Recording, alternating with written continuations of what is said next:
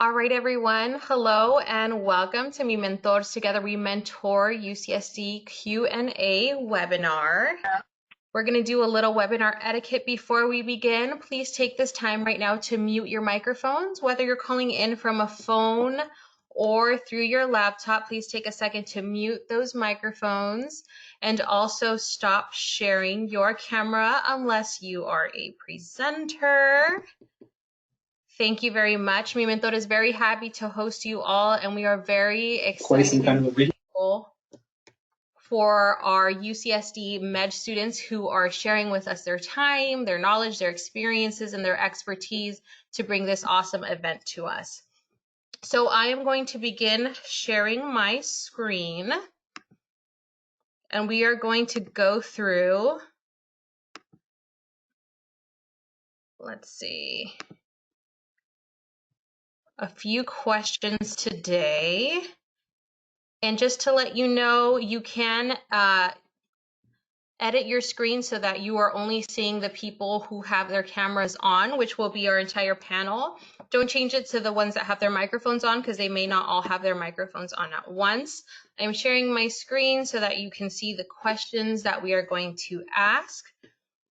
For the structure of this webinar, the first 15-20 minutes or so will be our guest speakers introducing themselves, their path to medicine. The next 20 minutes will be a structured Q&A with the pre-submitted questions you all submitted via SurveyMonkey. And the last 20 minutes or so will be freestyle Q&As. So throughout the duration of this webinar, we do ask that you keep your microphone on mute. You also keep your camera off. If you have any questions, you're more than welcome to include them in the chat. Any of our UCSD students who are able to answer your question and not speaking will get back to you. During the freestyle Q&A portion, we also ask that you ask questions through the chat. All right, so without further ado, we can go ahead and begin. UCSD students, you're more than welcome to take it away. Cool. All right. Well, thank you for introducing us, Marlisa. So I guess I'll start since I'm already talking. I'm Armando.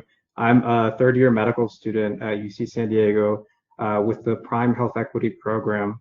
I was the chief mentoring officer for MiMentor in 2018 to 2019 in the past. And so I'm very thankful to Marlisa and everybody at MiMentor for putting on this event for everybody. So my path to medicine, so I grew up in Chula Vista, and from there I was in high school. I was kind of interested in medicine, wasn't really sure if that was for me. Went to college, studied mathematics and economics at UC San Diego, and from there I created an interest for medicine, linked it together with my concentration in mathematics and economics with health economics. And so I was very passionate for health inequity, or to address health inequity, I should say. And so that's what drew me to UC San Diego to become a medical student.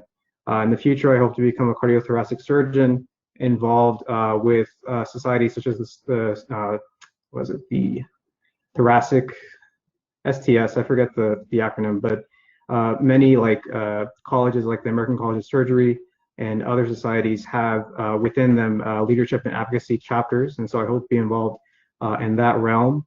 And I hope to complete a master's in public health in health systems and policy as well. And so I'm interested in both surgery and health policy. So I can definitely answer any questions about those two subjects. I can go next. My name is Anna. Thank you everyone for coming today and listening to us give our stories, answer any questions. I'm a first-year medical student, so still getting the rhythm of things. In terms of my path to medicine, I also grew up in Chula Vista. My mom's from Mexico. She immigrated here. And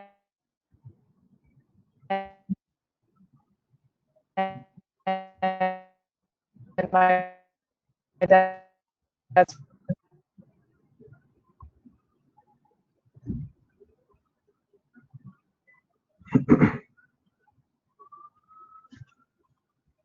desire to go into medicine, and I did a lot of work in free clinics there. in Sacramento. And then I applied for a Fulbright scholarship in Malaysia. So I went there for a year, and that's where I really solidified my decision to go into medicine. Specifically, I'm in the global health track here at UC San Diego, and I'm interested in rural medicine and wilderness medicine as well. So we'll see where that takes me. But yeah, thank you again.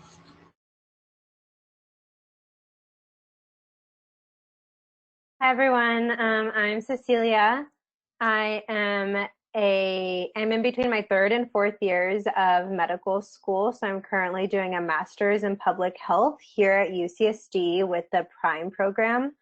So I finished all my clinical rotations and now just doing this until the fall. So I grew up in the Central Valley, Fresno, Clovis area. And I think I was interested in medicine pretty early. My parents were very involved in the community, leaders in the community. So I knew that that was kind of a path that I wanted to take. I saw how, through their roles in mental health, and my dad was a professor, seeing how active they were in communities of color, especially Latino communities, that really kind of fueled my passion to take on a career that was going to allow me to advocate and to be a leader in a community. And I liked science a lot. And so to me, I was like, okay, maybe a doctor is the path I'll take. So I got pretty interested in that. And then I have an older sister who was taking the medicine path as well. And so kind of going into college, I knew that I was going to do science for the rest of my life for the most part. And so I didn't want to take science classes all the time. So I did a psychology major in undergrad at Loyola Marymount University in Los Angeles. And then I took a year off between undergrad and starting medical school. And I was a scribe in an emergency department, which is a wonderful job to do as a pre-med. And then started medical school in 2016. And I'm pretty sure I'm going to be applying into psychiatry in the fall. And I'm looking forward to going back to the Central Valley down the road to serve the community there.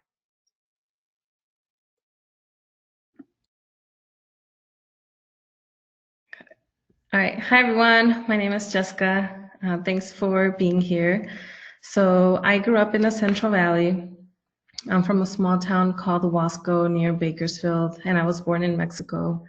I'm the eldest of 3, so when I was born, my parents decided to move to California in hopes for better life opportunities. So grew up in Wasco. I always liked science growing up. In high school, that's when I realized I wanted to become a doctor. When I took AP biology and I learned what diabetes was, I finally understood the condition that my parents had. So that gave me a lot of sense of empowerment, and I felt that I could give that to other people too and help broaden their knowledge and empower them with skills and tools that they could use for their health. So I decided to be a doctor then, and then so I pursued a biology degree at UC Berkeley, and I was pre-med. So throughout my college years, I just did a bunch of different things that would expose me to the medical field. I volunteered in different health organizations like diabetes education. I did, what is it called? Global medical brigades, where we did a 1-week mission in Honduras. I looked up research opportunities that would expose me to more clinical research or link me up with mentors that could help me in that path. Exposing myself to those opportunities in undergrad definitely solidified my interest in becoming a doctor. When I graduated from UC Berkeley, I was thankfully, the first one in my family to graduate from college. So my parents are field workers, and I'm the first one in the family to go to college, to go through all this process. So it was a pretty, it was initially a challenging process, but I feel like I always looked up things. And one key thing about this process is being very resourceful and knowing how to research things, how to find mentors to help you. So when I graduated Berkeley, I knew that I wanted to apply to medical school, but I wasn't ready to do that yet. I just felt like I was so tired from school, and I just wanted some time off to just work and see what life was like other than just studying. So I worked as a health educator through AmeriCorps for a year. And that was really cool because, I'm really passionate about health education and empowering people with information. So did that for a year, and it was sexual health with adolescents. And then I liked doing that in the Bay Area. So then because I'm from the Central Valley, I wanted to go back and work as a health educator there.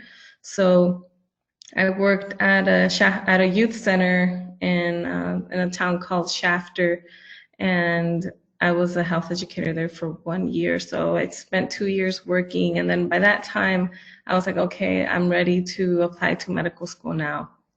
So at that time, it was 2014, before the new MCAT was coming out in 2015. So it was like kind of scary hearing how the new MCAT was like 7 hours long and the 2014 MCAT was only 4 hours. So I tried to do my best to study for that test while I was working full time, and it didn't work out so well. So when I took that test, didn't do my best, and then I found myself asking advice from my mentors.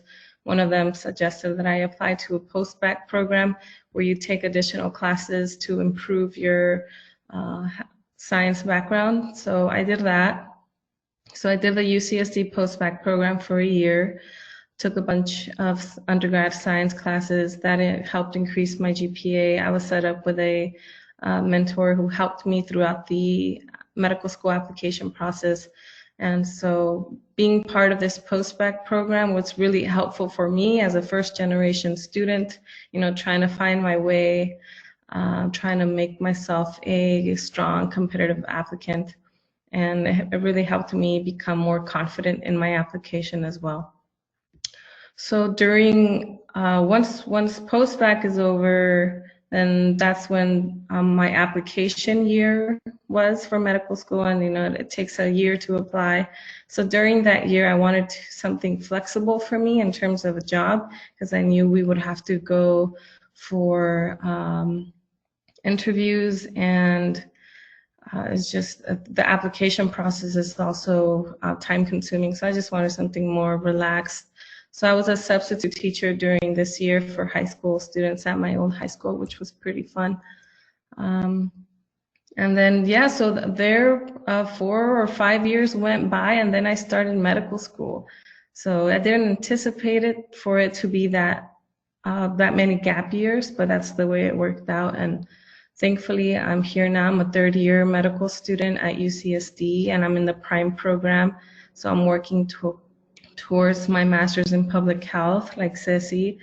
And the goal is to go back to the Central Valley and work with the Latino, Spanish-speaking farm working communities there and help set up mentorship programs at my old high school and keep on promoting that health education.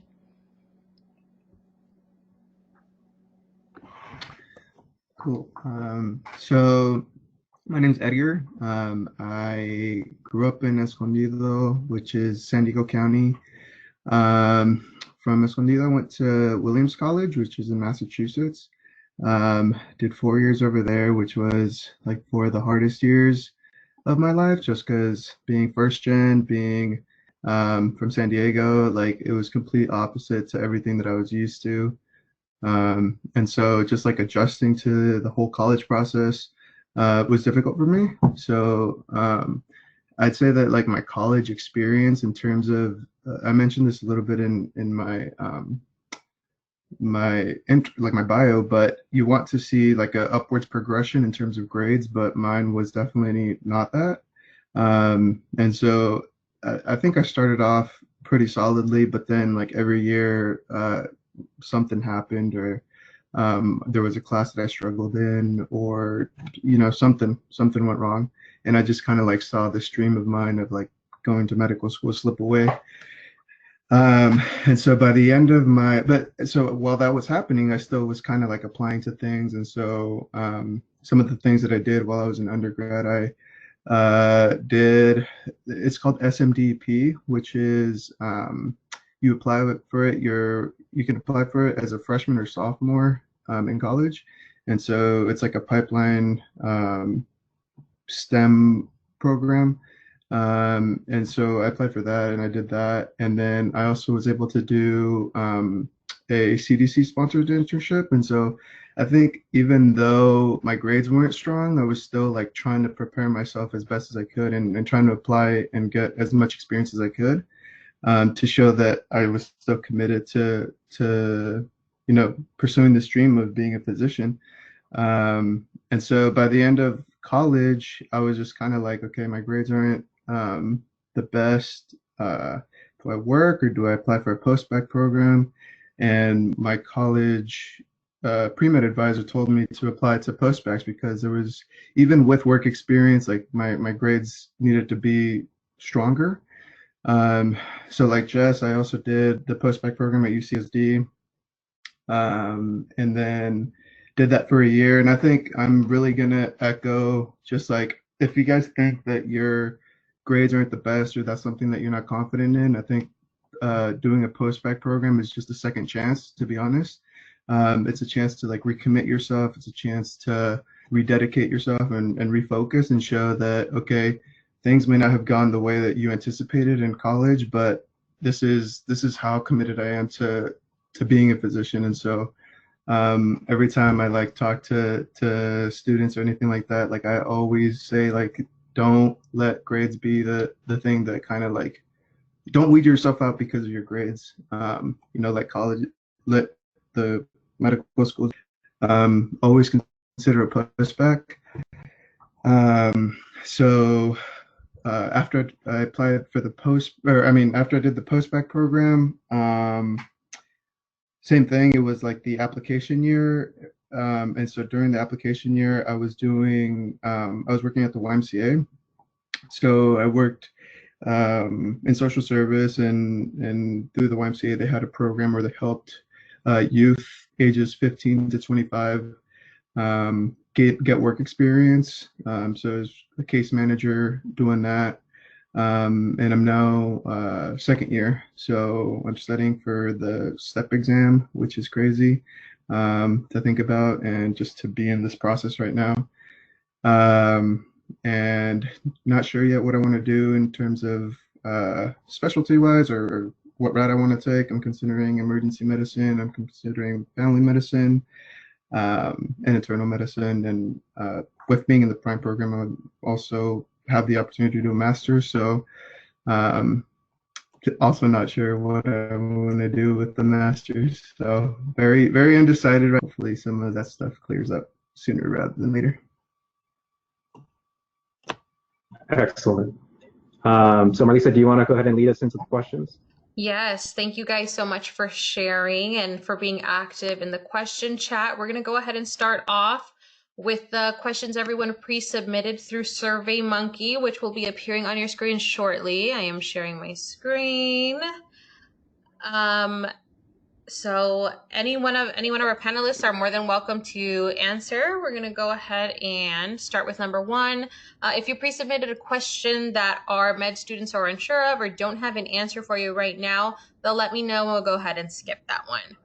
So number one, what do you recommend students with low MCAT scores do in order to become a more competitive applicant?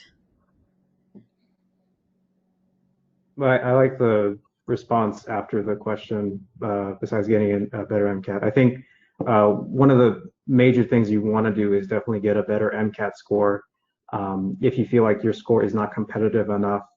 What is a competitive score?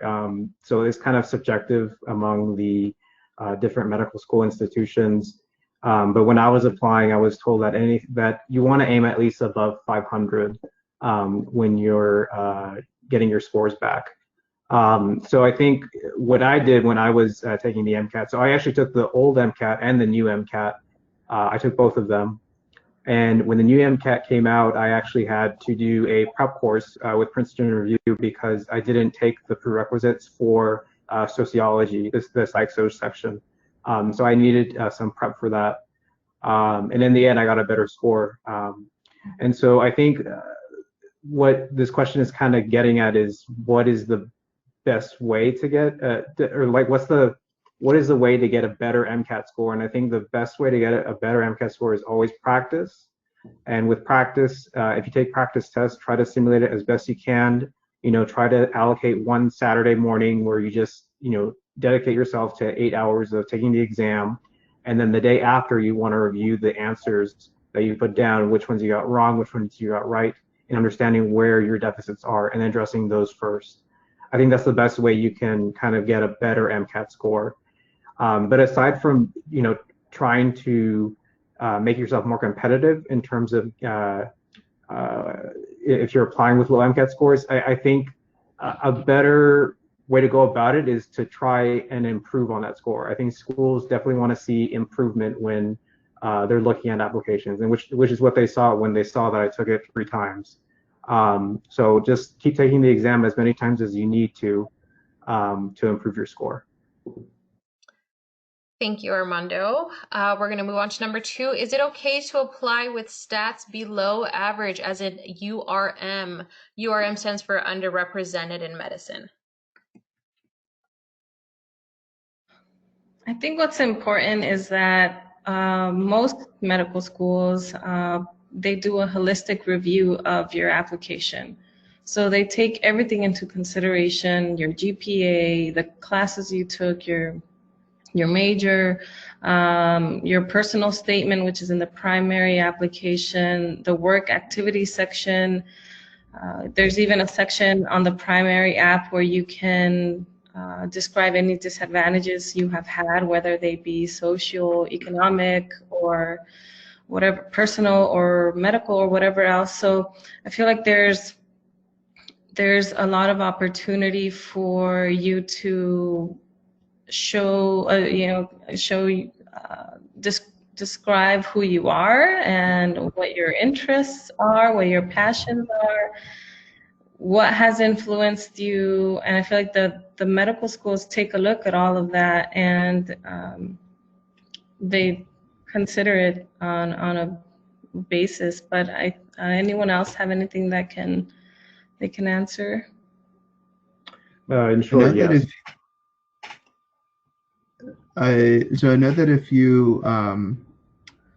you're like not confident about certain aspects of your application, a lot of schools are open to reaching out, and they can give you feedback in terms of like, oh, maybe you should focus on this, or there's, you could work on research if that's something that your application is lacking. So I would say maybe reaching out to specific medical schools and saying, how can I improve my application? And then the other thing I just want to echo is just don't ever count yourself out. I've always just taken the mentality of, I'm going to let other people decide. Well, this sounds weird, but I'm going to let the medical schools kind of, decide that they don't want me. I'm not going to kind of take me out of that application because I don't have confidence in myself. My specific numbers weren't up to par.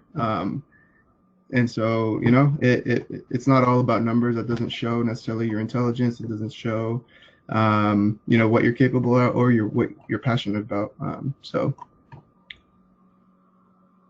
I'd like to say one thing about being URM, and it was hard for me because being URM is so intimately a part of who I am and how society sees me.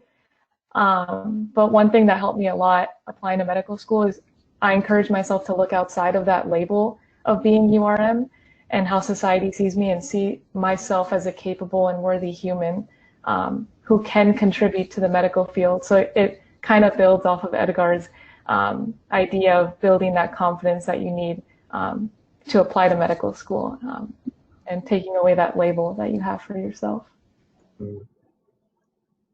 Yeah, so in short, yes, I think you should definitely apply if your stats are below average. Don't ever count yourself out.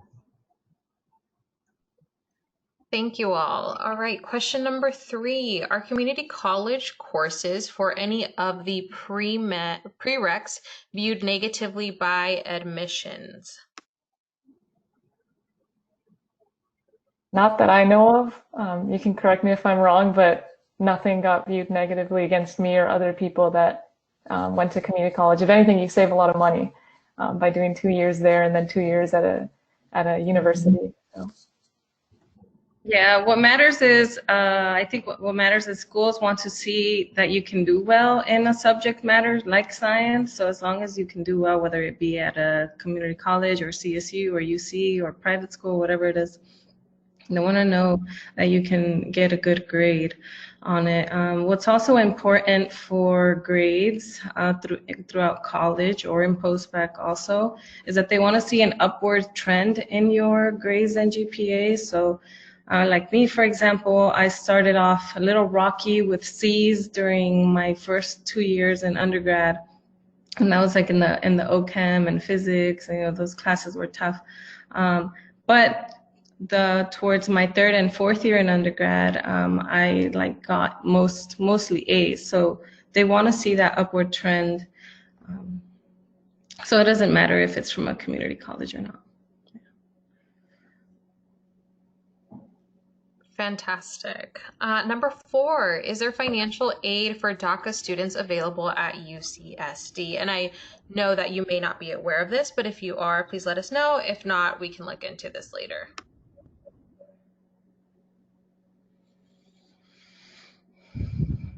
Not that I know of, but I'm not sure. Yeah, I think it would be good to look into it.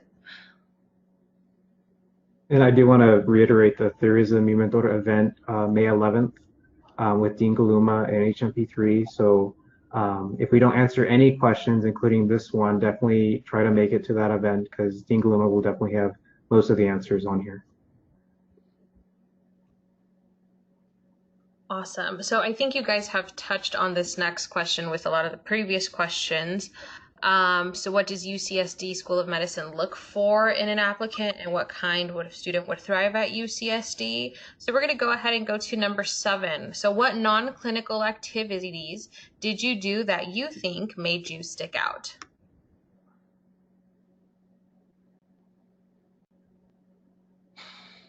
I think Go for it. I think a lot of people get stuck into like, oh, I have to volunteer and I need to research, and so you like check off these boxes. But if you're not like passionate and truly interested in any of the things that you're doing, then that will come off not only as you apply physically, but then if you get interviews, like, and you're not able to really speak about your experiences and how much they affected you, and you know, in a good or a bad way, then I think that that just kind of shows that you're just checking things off. So I was getting involved in a lot of volunteer work that I really cared about. So I worked with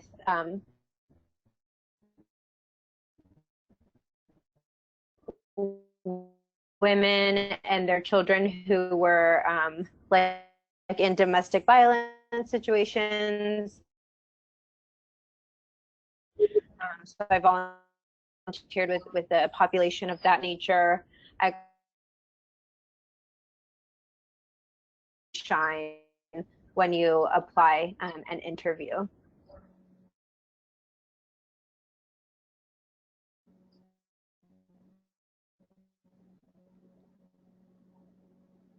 Have extracurricular activities that you like to do to kind of, you know, check a box or to make your application look better. Admissions committees, they want to have honest, you know, truthful applicants, and so they don't want anyone who's pretending to be something they're not. So for me, I remember I did volunteer work at Linda Vista, as well as research in the cardiology department at UCSD. And both those experiences were I was very passionate about. And so I stuck with them for a couple years after I graduated from college. So yeah, just to kind of agree with what Ceci is saying, definitely do things that you want to do. Thank you, Cecilia and Armando. The next question we're going to go to, what is the best way to achieve letters of rec? How many gap years did you take? I know you all mentioned a bit of your gap years, but if you would like to reiterate, please go ahead.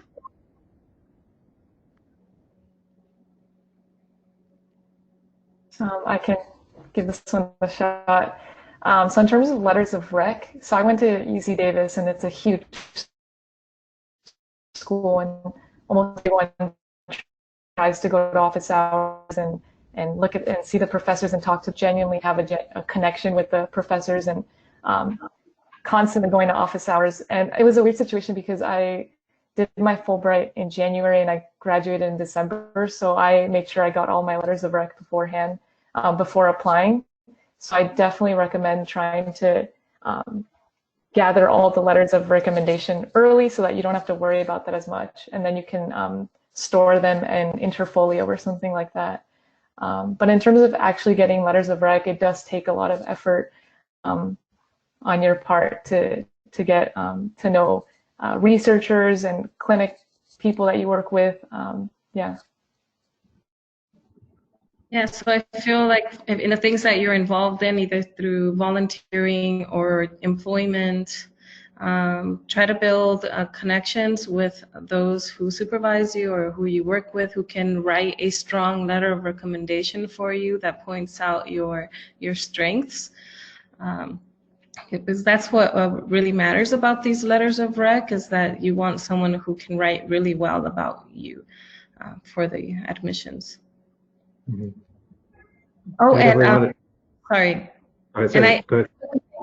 And I took like 5 gap years. So like, yeah, so that means in the things that I was involved in, I would ask whoever I wanted to be my letter writer, I would ask them whenever, let's say like at the end of my job for that 1 year long, they're like, hey, like I'm applying to medical school. Would you feel comfortable in writing me a strong letter of recommendation whenever, it comes time to do that? And they'd say, yes, just keep me in touch. So I'd just give them an update as the years went by and be like, oh, hey, like I'm doing this job now, or this is what I'm up to, not applying to medical school yet, or so I'd just keep in touch and communication with my letter writers each year and just give them a brief update. And then when it came time to apply to medical school, then I provided them with everything that they needed to write my letter of recommendation. And some of those things that are recommended to provide letter writers are, your resume. Sometimes want to see transcripts from schools, your personal statement, just so they can have like a better idea or when to write your letter of rec. I just wanted to reiterate that interfolio.com is also a good resource to kind of collect all of your letters of recommendation. It provides you an option to kind of allow your letter writers to submit their letters confidentially, and then you can kind of have that submitted to AMCAS after that. All right, thank you. Moving on to the next question. I know Cecilia touched on being a scribe, so we'll just go with the first part of number 9. What are your thoughts on getting a job during the application cycle after post-bac ends?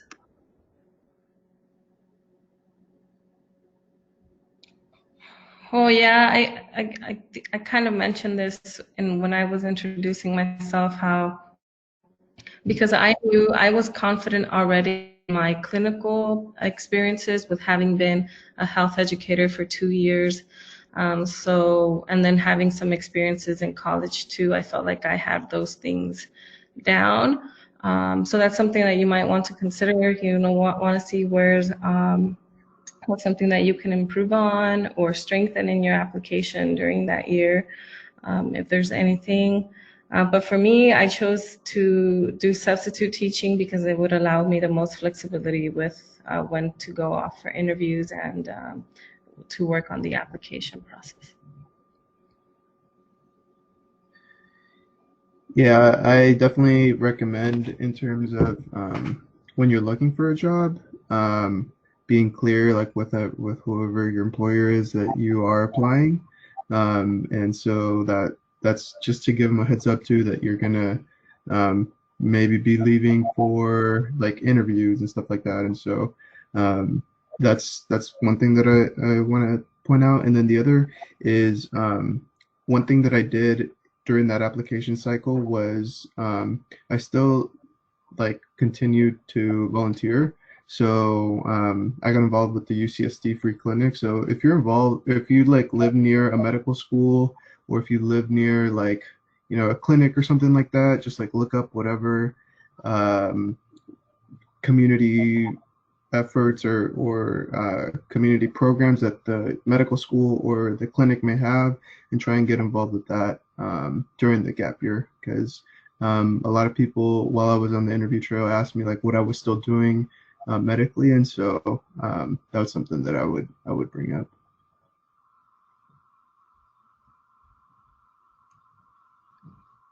Thank you, Edgar. For number 10, does UCSD offer merit-based scholarships or need-based scholarships? Yes. They offer both. They do. They take into consideration so you have to fill out the FAFSA application, and then you have to provide like a little bit of your financial information, like if you own any properties or have any businesses, and they also consider your parents, and they take all that into consideration, and they determine financial aid package based on that. They're very supportive here at UCSD with financial aid, so they'll definitely work with you in trying to finance your education.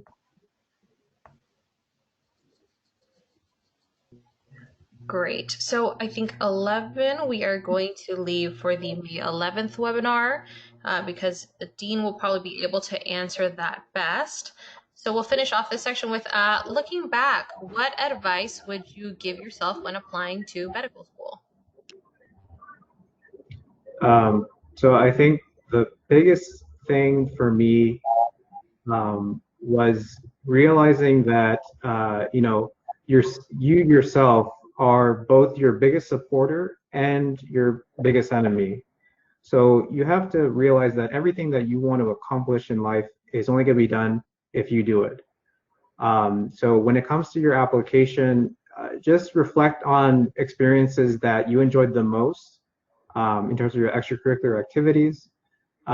Make sure that you stress that you did your best in studying for the MCAT and taking the MCAT examination, and try to reflect as best you can with a personal statement that is well worded, that you go through many drafts.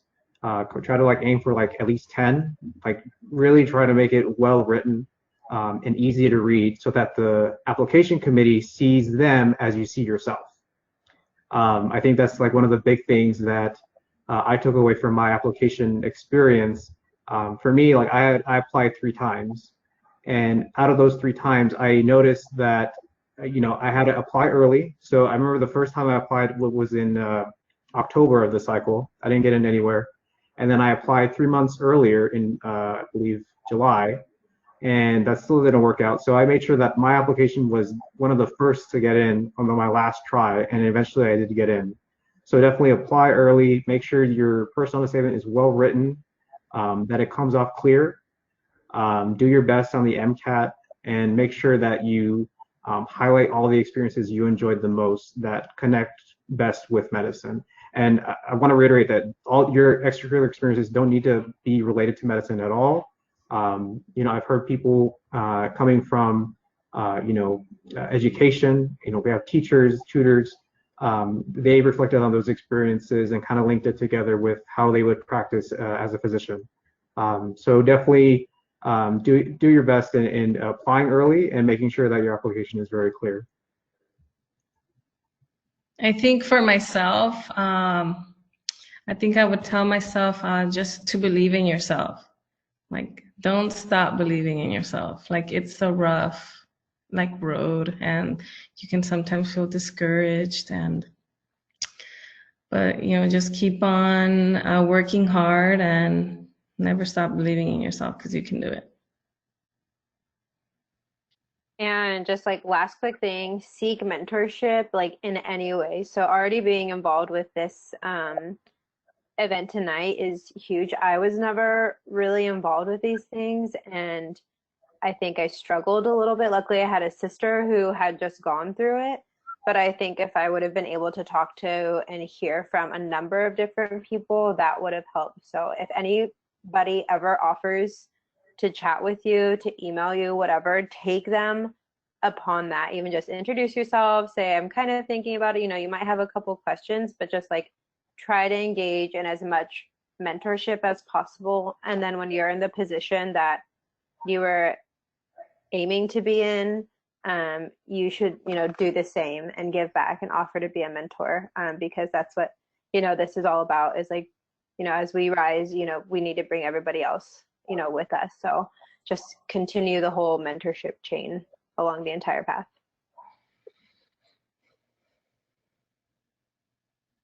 Thank you all for your insights.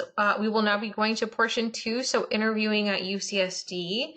I think it's wise to combine questions 1 and 2 and 3 probably. So how are the interviews held? I think this is asking if it's traditional or MMI. How would you suggest preparing for an interview and stopping yourself from rambling? And any other MMI interview tips or traditional interview tips?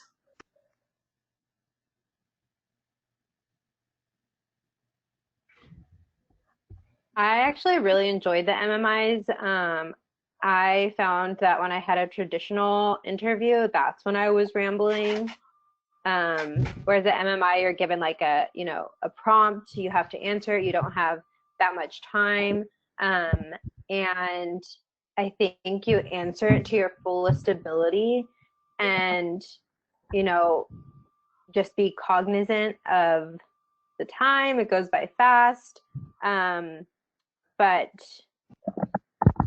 I don't really know where I was going with that whole entire sentence, but I think like you should like practicing is important. A lot of schools host like MMI practices, and that's where you can work on what you have to say, and just keeping in mind that it's a short period of time.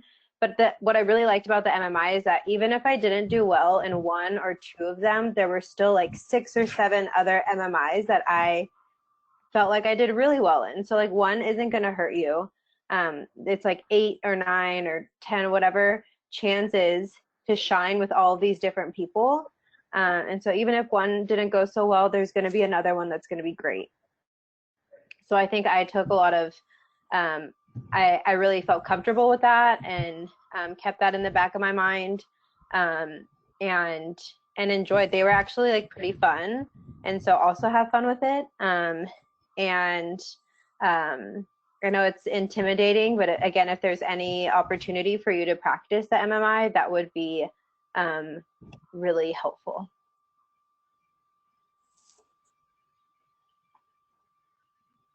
Yeah, one of the things that I did to prepare for MMIs was I would go on YouTube, and they have like sample questions, and it's timed.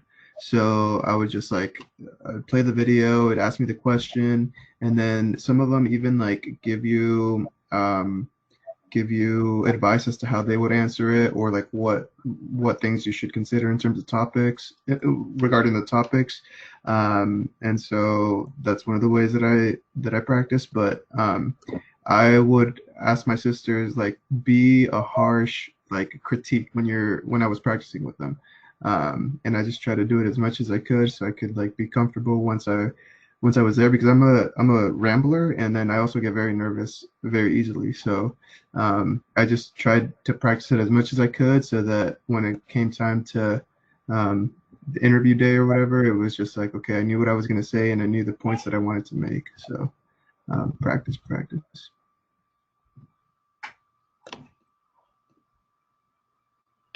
All right, thank you. Also, sorry, just like be prepared. I remember on my first interview, like when I was flying there, I didn't even know what kind of interview it was going to be, and I hadn't even heard of an MMI, and it was going to be an MMI.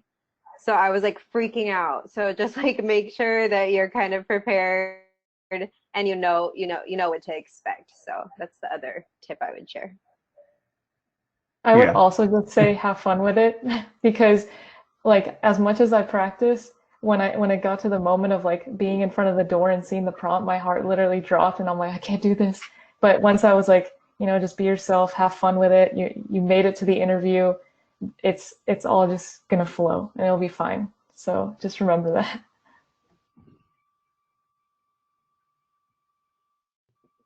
Thank you all. All right, so number 4, what made UCSD stand out from other schools you were accepted to? And then we can throw this one in too. How does UCSD evaluate reapplicants? What advice can you give to reapplicants? I know you've all touched on that a little bit for my reapplicants, but if you would like to go over it again, that would be great. So I think that when UC San Diego and a lot of School of Medicine institutions reevaluate reapplicants, I think it does show that these students are committed to the profession of medicine when you're applying each time. Now, I will say that each time you definitely want to give yourself a better application. You want to have a better personal statement. You want to try to have a better MCAT score, and you want to have time committed to the activities that you like the most. So like each time I was applying, I was actually having more time put into, volunteering in Linda Vista, as well as doing research in cardiology. And so I could speak more about those experiences during the application season. So I think that the best advice I can give to reapplicants is definitely try your best to, put your best foot forward. If you apply to 30 schools and you're rejected at all 30 institutions, that does not mean you're not meant for medicine. What that means is that the admissions committee does not see you as you see yourself. So that's why I'm saying each time you apply, you want to make sure that your personal statement and that your academics and your test scores are a little bit better compared to the first time you applied. That way you kind of make the argument that, I really want to be a doctor and I'm really trying to do my best to, get into medical school. What am I doing wrong? So another thing you also want to do is also get in contact with medical schools. Like I wouldn't say like get in contact with 30 medical schools. I'd say like just get in contact with the one medical school you want to go to, just that one, and ask them, okay, I applied last year. What can I do to improve my application? Am I doing the right things? And some institutions will let you know and some won't. But you gotta like at least at least invite them to ask, what can I do better? So that's kind of the best advice I can give to reapplicants.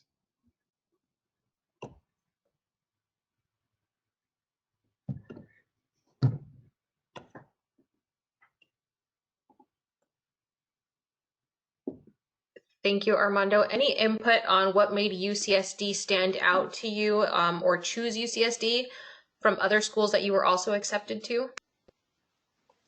I think for me, one thing that really stood out to me beyond any other thing was its proximity to the border and Tijuana and Mexico. I'm always been super interested in border health and global health. So that's one of the things that really drew me to UCSD. In addition to being super close to my family as well, I thought that was very important during these 4 years. And its commitment to student wellness as well. That's something that I saw UCSD thrived in comparison to other schools that I got into. I think something that really drew me was that it was the only school that had an office with staff members who were specifically like hired. Their entire job was to support the first year medical students through their curriculum. I think it's called like Office of Educational Support Services or something, but these individuals have been going through the medical school curriculum for like decades, and like for the most part like at UCSD, so they know it through and through. And I think at other medical schools there were tutoring programs or MS4s who were tutoring first years and second years, but this was the only school that I was accepted to that had an office of, at the time, 4 staff members whose entire job was to support first-year medical students in the curriculum. No other school had that, and I thought that was amazing. I knew I was going to utilize it, and that was honestly like a huge factor for me because I knew I was going to need the support during first and second year.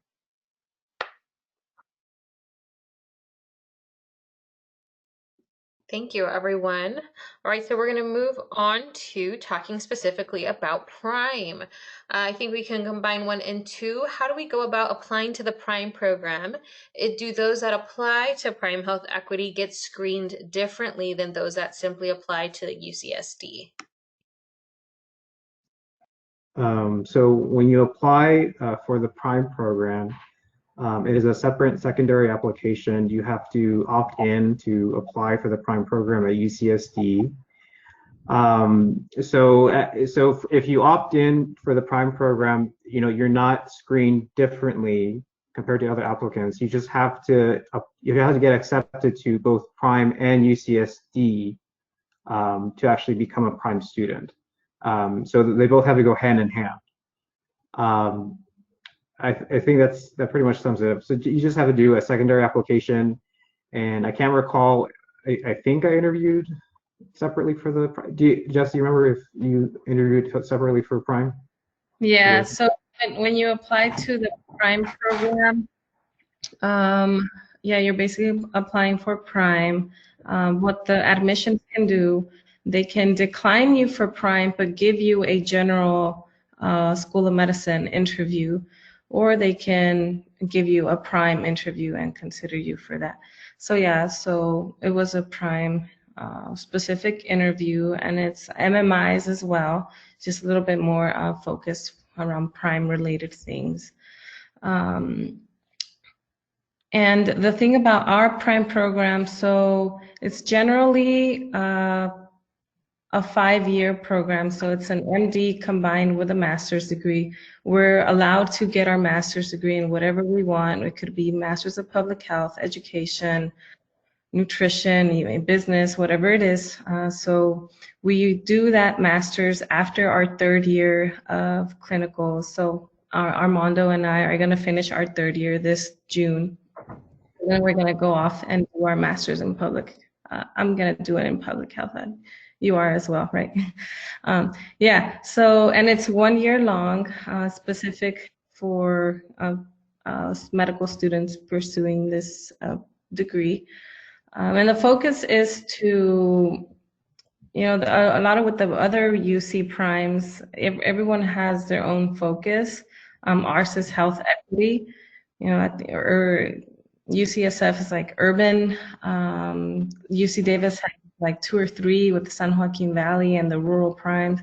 So it is tailoring towards students who are interested in serving those populations or underserved populations. And I think somebody, so go ahead, just finish. Oh, yeah, and I just looked at the question here if the Prime program is primary care oriented, and I'm assuming that means if we are encouraged to pursue primary care careers. No, that is not how it is. We can become a physician in whatever specialty we want. The only thing is that we Prime people have like a special interest and passion in serving underserved populations.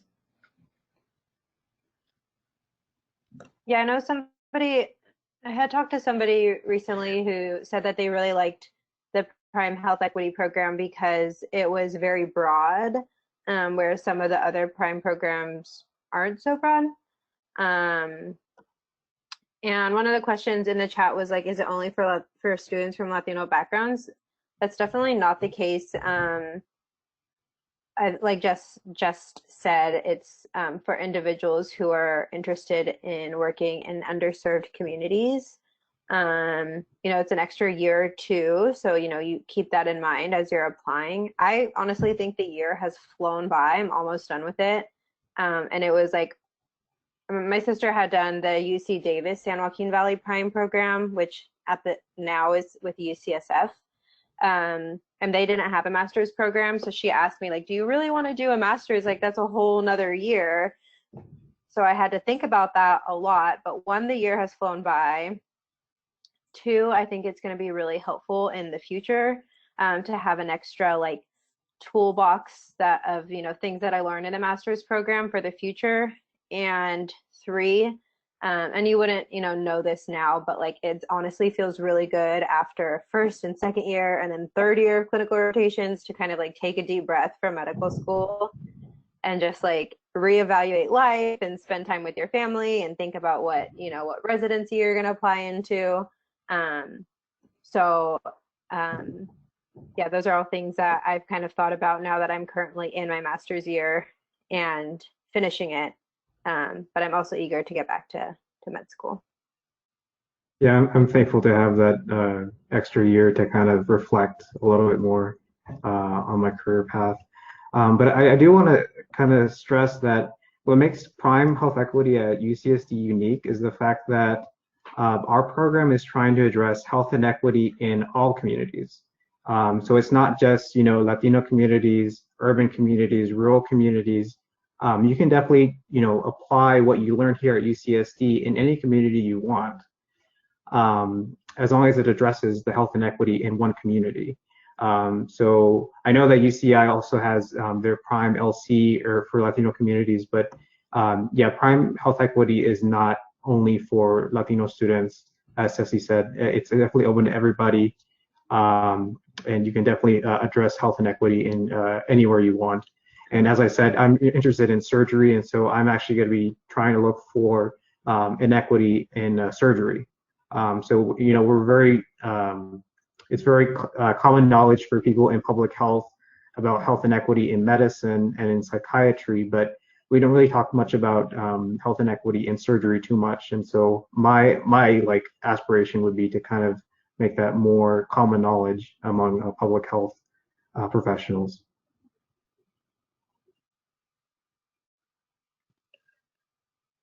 Thank you all for your input.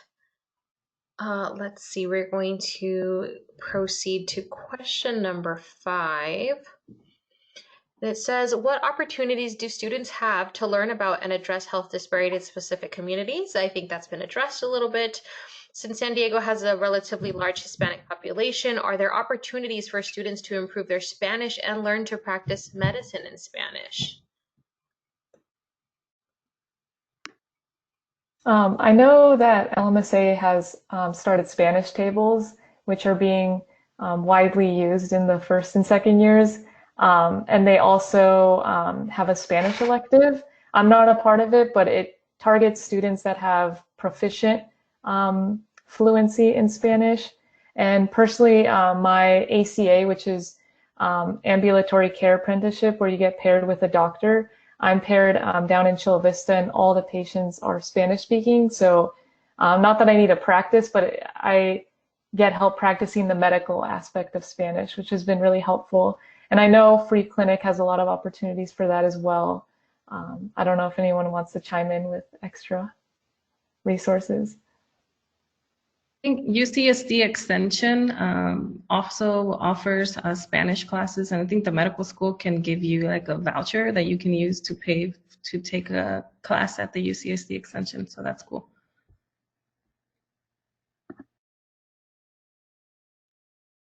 Thank you. All right, for number 6, I think that has already been spoken about. You are free to reach out to UCSD Admission Committee or any other admission committee that you are interested in attending their medical school and reach out in regards to your application. They may or may not provide feedback, but the first step is you reaching out. So we're going to go over to medical school curriculum. And there are 3 short questions. So our presenters, you are more than welcome to address 1, 2, or all of them. So I think at UCSD. Sorry, go ahead, Ceci. I guess go ahead.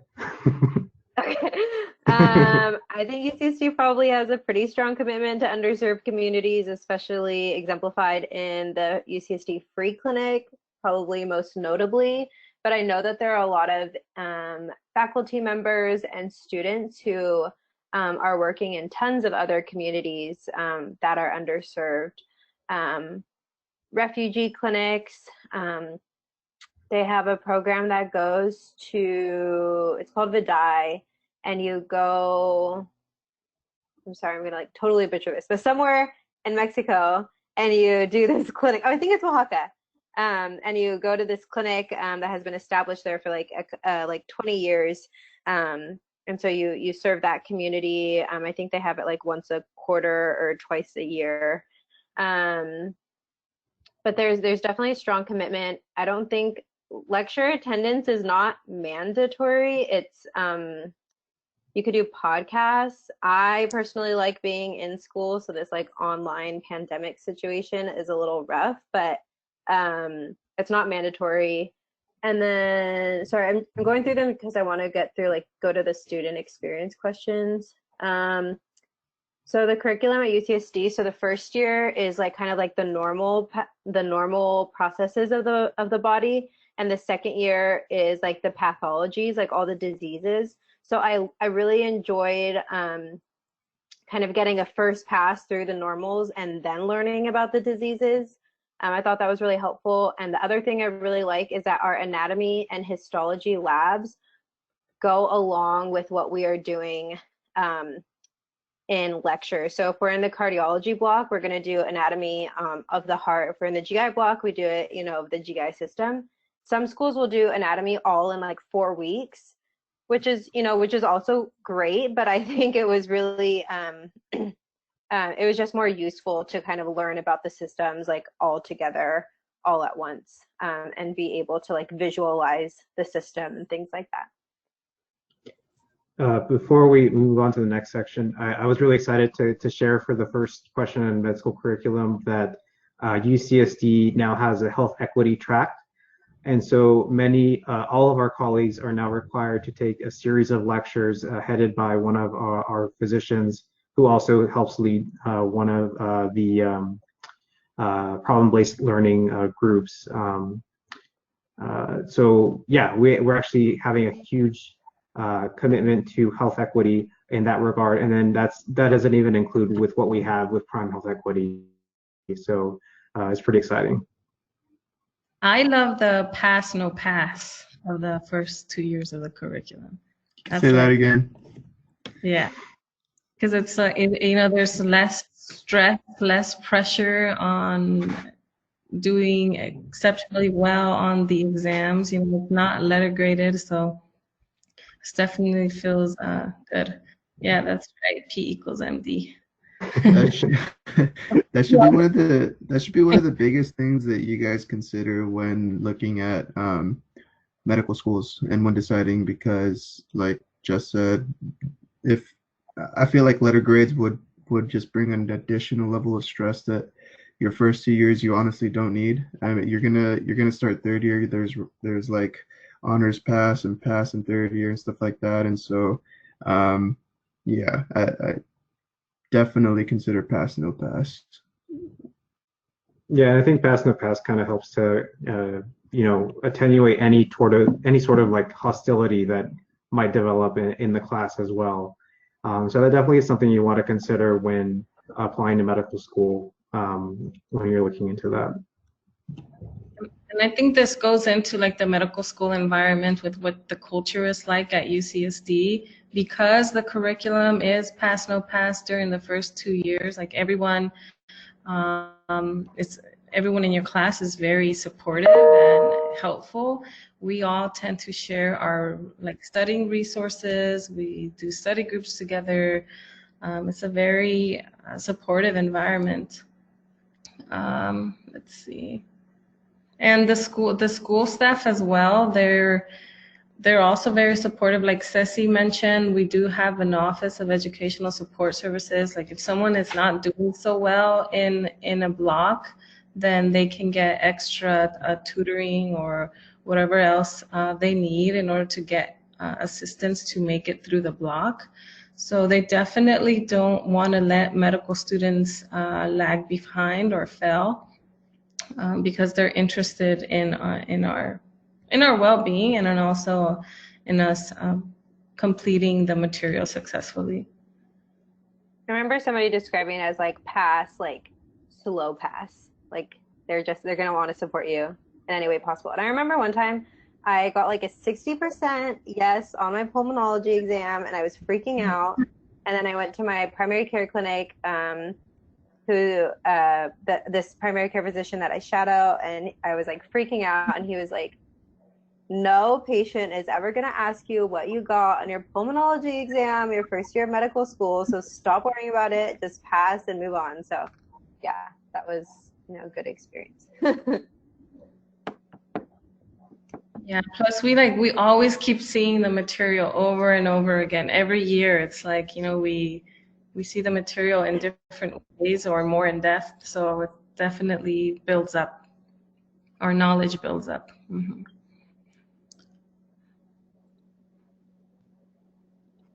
Thank you very much. Just to answer, sorry, the chat real quick. Oh yeah, kind of just said it. It depends on each block, but yeah, usually around 6. I did pass that pulmonology exam though, because everyone did really bad, so it was fine.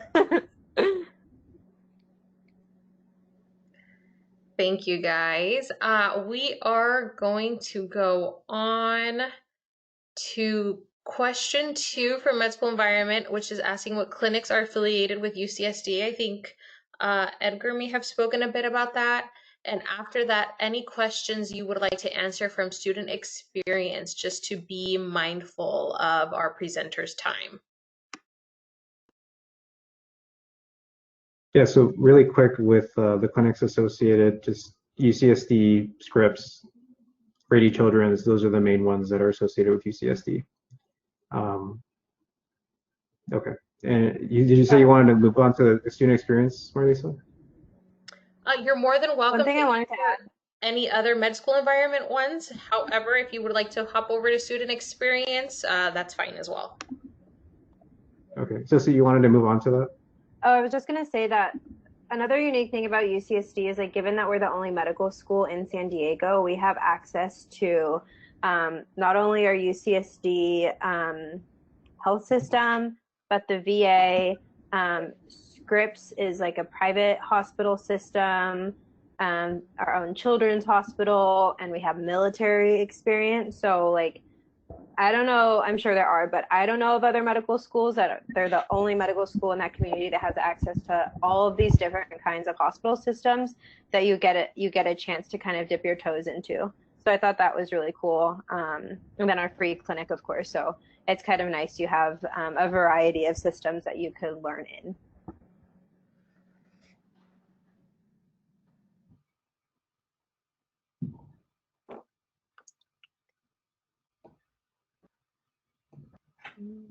Okay, are we doing this student experience? I'm sorry. Yes, let's go ahead and move on to student experience. All right, so what experience during undergrad, graduate, postgrad do you think prepared you the most for medical school?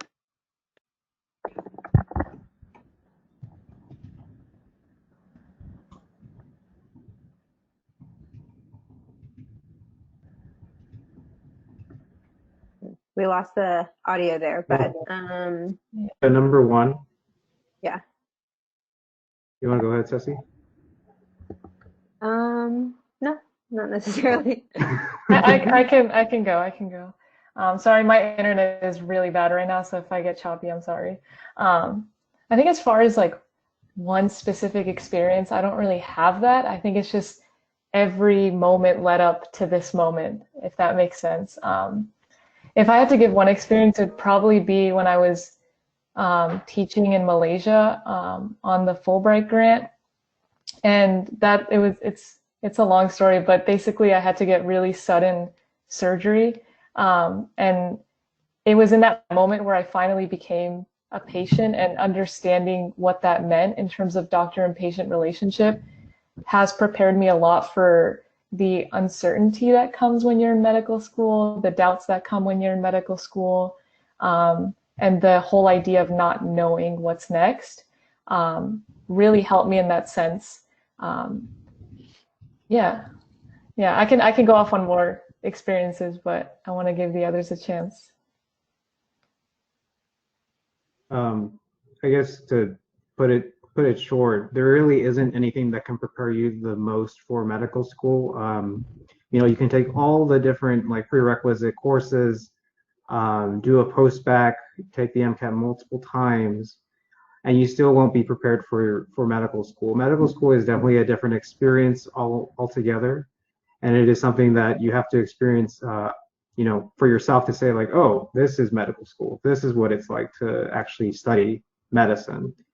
A lot of people will say, it's like drinking out of a fire hose. The first 2 years, getting all the facts and information about different diseases and conditions, and it really does feel like that. But it isn't until like you're actually in medical school that you actually understand what that really means. So I think the best. So just to kind of keep it short, I guess you could say just do all the prerequisites that are required. Definitely don't feel like there's something extra that you need to complete. Just do what you have to apply to medical school, and the medical school will do their best to teach you medicine.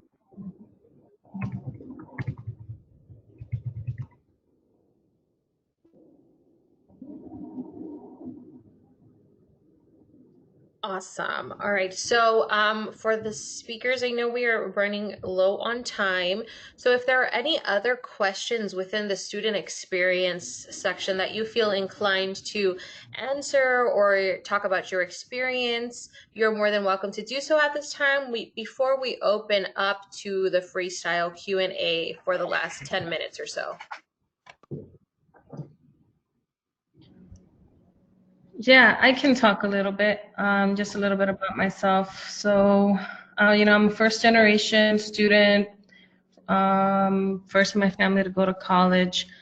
And when I was a pre-med at Berkeley, I got a few C's, didn't really feel like becoming a doctor would be a reality for me. But nonetheless, I always kept trying, I always kept exposing myself to clinical or volunteer opportunities, trying to seek mentorship and trying to find resources to help myself and to help myself reach that goal, even if I didn't believe that I could actually reach it. So I feel like it's very important to not give up, even when you feel like it's not going well or like it's rough. For me, is finding another way to do things, like being part of that post-bac program, to try to improve myself. It is what works. So there's always another way, I feel. And now, like, I'm almost towards the end of my medical school training, and it feels pretty awesome to be in this part now, because medical school is tough and it is rough. There's a lot of commitment and a lot of studying, lots of sacrifices that you have to make, but it's all very worth it, and it's very rewarding for me to be able to be there for patients, especially Latino or Spanish speaking patients. I like that I can help them in that way and communicate their health and concerns. So that's a big driving and motivating factor for me. Also, thinking about my family, that's also something that keeps me motivated when things get challenging. And just thinking about my end goal and the things that I want to reach. Yeah. I think like being done, thank you just for sharing all of that information about yourself and your experience. I think like being done with third year and being a person of color, being a woman of color, I knew this before, but saw firsthand how important it is to have our representation, whatever of color, whatever minority you are, to be a physician. I don't know how many times, I'm just a little med student here, but like the patients were looking at me for their questions because we looked alike. And I just can't imagine like not feeling comfortable, not feeling safe, not feeling heard as a patient in a very scary moment in your life. And so like this is so important. This is like the reason why we need more minorities in medicine, is so that when a patient is in a very scary moment in their life, they have somebody to turn to who they are comfortable turning to and talking to and sharing their experience, you know, physically, mentally, emotionally, everything with.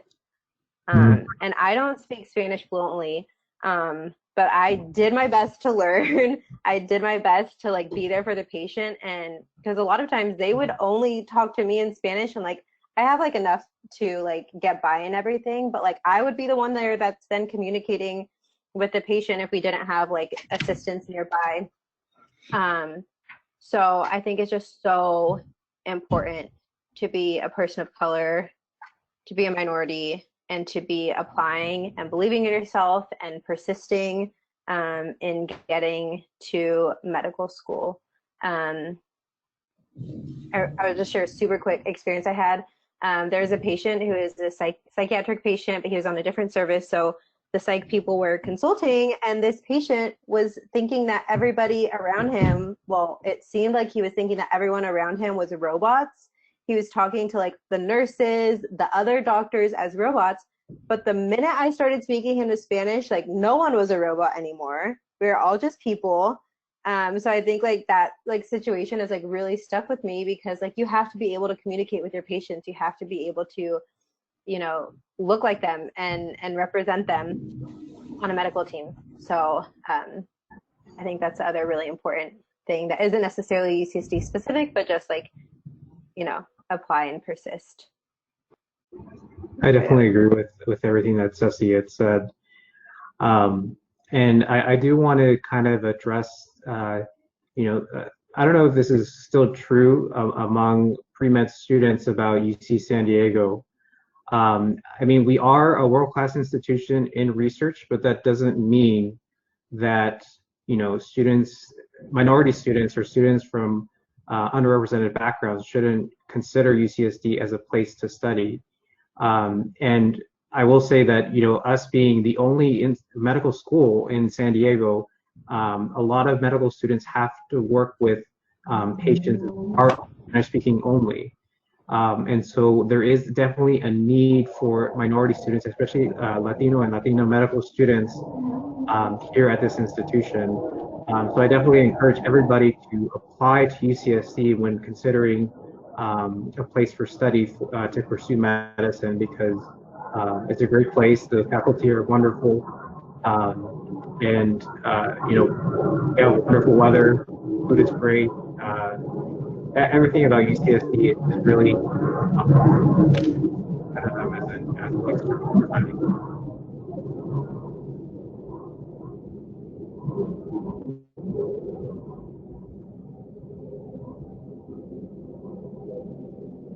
Thank you, Armando. Do any of our other panelists want to contribute anything before we move on to just, I think, looks like 5 or 7 minutes of freestyle Q&A questions that will be submitted via the chat?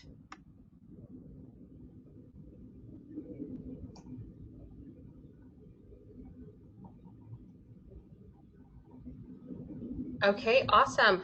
So for our attendees, if there is a question that you would still like answered that has not been addressed yet, please feel free to submit it via our chat, and our med students will take a look at the questions and answer them.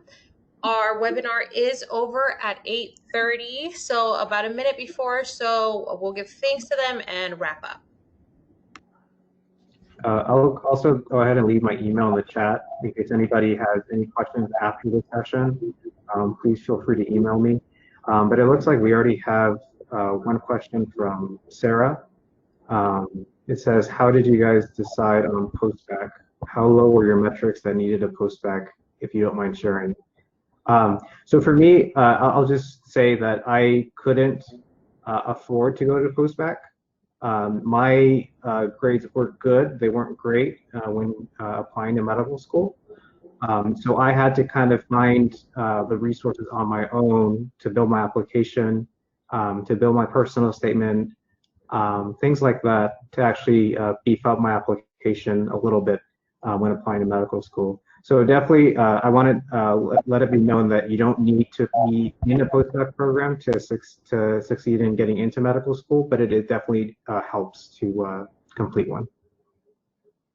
My sister, I don't know, I didn't do a postbac, but my sister did. And so the one thing that she told me, and correct me if I'm wrong for those of you who did a postbac, but she had told me, like, don't rely on a postbac program to get you into medical school, because those are competitive also. So like, do your best, do everything you can, and if you need a postbac to support you, that's great, but realize that they also don't have all this space. You still have to pay for it, I think, in some instances. So keep that in mind also.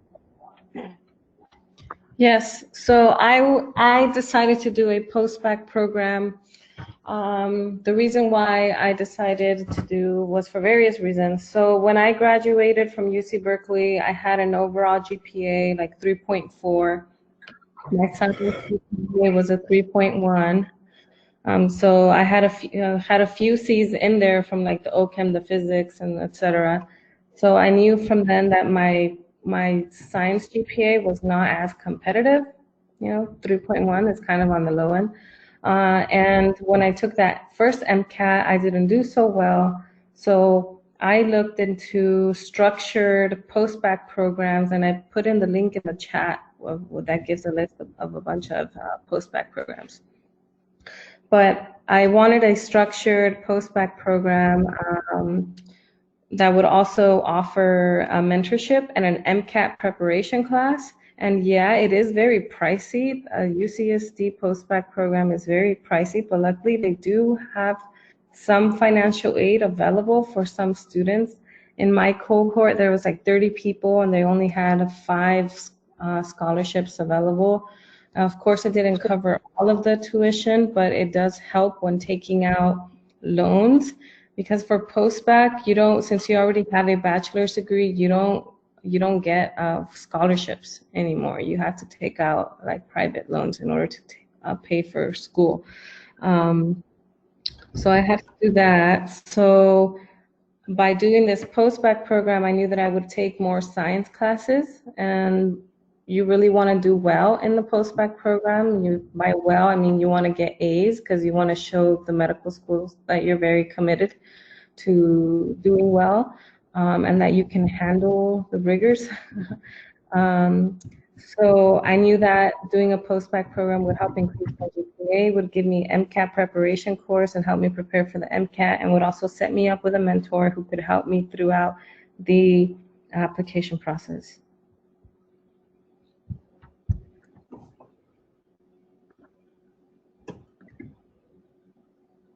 I know somebody asked, seeing if there are hardly any Latinx representation in med school, how did you manage to stay motivated?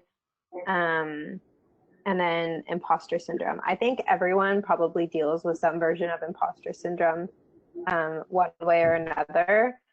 I remember one of our deans was checking in with me and said that, like, you were selected, you were chosen to be here for a specific reason, and you need to believe in that. And so I just held on to that all this time. She told me that in first year of med school pretty early on.